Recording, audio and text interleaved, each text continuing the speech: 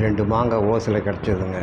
மாங்காய் பச்சடி செய்யலான்ட்டு தேவையான பொருட்களை வைத்து செஞ்சு பார்த்தேன். நல்லா தான் வந்தது. நீங்களும் வாய்ப்பு கிடைச்சா செஞ்சு சாப்பிட்டு பாருங்கள். வேப்பம்பூ, வெந்தயம் இதெல்லாம் கலந்து செஞ்சதுனால அது மூலமாக நமக்கு நன்மை நிறைய கிடைக்க இருக்கிறது. வெந்தயத்தின் மூலமாக நம்முடைய இதயம் பாதுகாக்கப்படும். மேலும் மலச்சிக்கல் இல்லாமல் நம்மை பார்த்து கொள்ளும். வேப்பம்பூ வயிறை சரி செய்யும். எனவே இதனை செய்து நன்மை பெற்று நலமடைவோம். நன்றி, வணக்கம்.